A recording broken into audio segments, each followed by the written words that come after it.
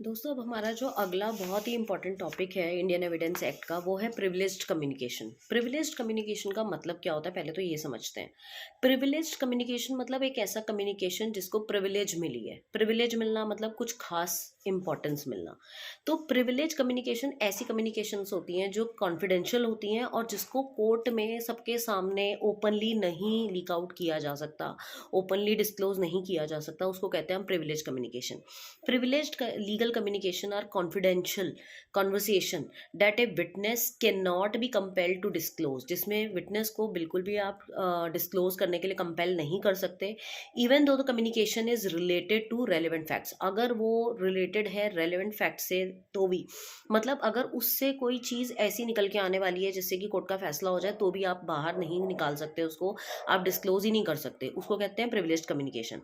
The court cannot force a witness to disclose such interactions. ऐसी communications को court भी नहीं कह सकता है कि आपको बाहर निकालनी पड़ेगी। तो इसके एग्जाम्पल्स हैं जैसे कि हस्बैंड और वाइफ के बीच में हुई कम्युनिकेशन को आप लीक आउट नहीं कर सकते हैं। दूसरा, एक क्लाइंट और लॉयर के बीच में हुई हुई बात को आप डिस्क्लोज नहीं कर सकते कोर्ट के सामने। तीसरा, किसी पेशेंट और डॉक्टर के बीच में हुई हुई बात को आप डिस्क्लोज नहीं कर सकते। तो इस तरीके के एग्जाम्पल्स जो हैं वो एग्जाम्पल्स हैं प्रिविलेज्ड कम्युनिकेशन के। तो communication between client and lawyer is confidential and does not have to be disclosed in the court. Same as the case is with husband and wife, spouses, patients and doctors etcetera. तो कोई भी दो लोग ऐसे जो confidential बात रहती है जिनके बीच में कम्युनिकेशन ऐसा होता है जिसको डिस्क्लोज नहीं करना चाहिए हमें, तो उनको हम प्रिविलेज्ड कम्युनिकेशन कहते हैं। It means they have got the privilege from the court not to get this conversation, their communication disclosed in front of anyone. Now there is difference between confidentiality and privileged communication। confidentiality and privileged communication में क्या होता है? confidentiality का मतलब होता है commonly acknowledge करना। मतलब कॉन्फिडेंशियलिटी का मतलब कि एथिक्स के हिसाब से करना, मगर प्रिविलेज्ड कम्युनिकेशन मतलब this is privileged by court. Court ने उसको बोला है कि आप इसको डिस्क्लोज नहीं करेंगे हमारे सामने भी, कि जब तक मतलब हम है ही नहीं, आपको ऑप्शन ही नहीं है इसको बाहर ओपन करने का। When privilege can be claimed. Privileged communication को कब क्लेम किया जा सकता है, मतलब किन किन चीज़ों में प्रिविलेज मिलती है। communication during marriage, this section bars the husband or wife from disclosing the communication between them during their marriage subsistence, but it does not bar the communication to be proved through any other means। किसी और means से कर सकते हैं वो, but जो उनकी शादी के सिर में जो उनकी जो बातचीत हुई है उसको डिस्क्लोज नहीं करेंगे। उसके बाद इसका एक्सेप्शन है, एन एक्स्ट्रा एक्ट और कंडक्ट कैन बी प्रूव्ड। कोई भी अगर इससे रिलेटेड कोई एक्स्ट्रा एक्ट है या कोई कंडक्ट है उसको प्रूव किया जाएगा।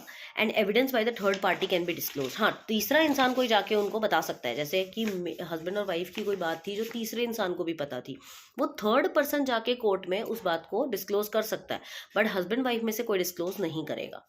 फिर उसके बाद आपका दूसरा है evidence as to affair of state. कोई भी ऐसा एविडेंस जो स्टेट से रिलेटेड है।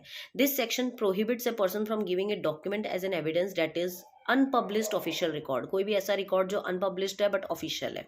दूसरा जो अफेयर ऑफ स्टेट से रिलेटेड है, that is related to the affair of states.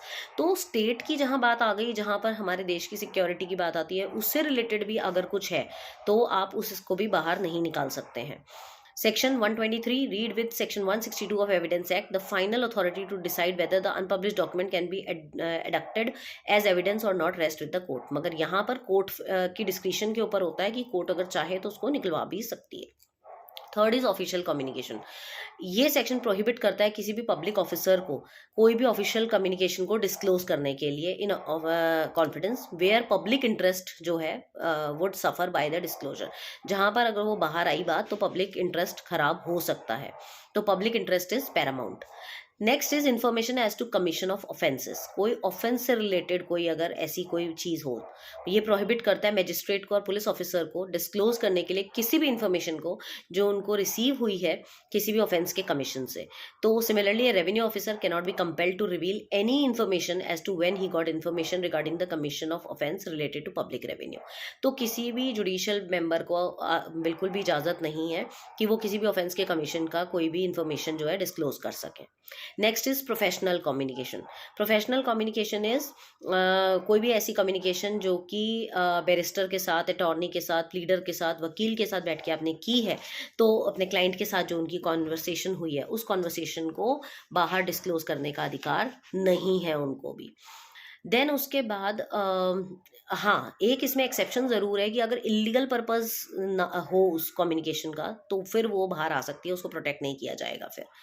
Then confidential communication with the legal adviser, कोई भी ऐसा कम्युनिकेशन जो लीगल एडवाइज़र के साथ कॉन्फिडेंशियल आपने किया है, कोई भी ऐसी कम्युनिकेशन जो आपने सलाह मशवरा किया उसके साथ या कुछ किया, तो ये चीज़ें भी बाहर नहीं आनी चाहिए। तो प्रिविलेज्ड कम्युनिकेशन का नाम बहुत ही ऐसा टेढ़ा लग रहा है, बट उसका सिंपल सा मीनिंग है कि ऐसी कम्युनिकेशन, ऐसे लोगों के बीच में कम्युनिकेशन जो कि प्रिविलेज जिसको मिली है कि कोर्ट में बाहर डिस्क्लोज करने के लिए उनको प्रिविलेज मिली है कि उनको कोर्ट में डिस्क्लोज नहीं करनी है ये चीज़, और उनको इजाज़त नहीं है इसको डिस्क्लोज करने का। तो this is all about privileged communication. I hope I am able to make you understand.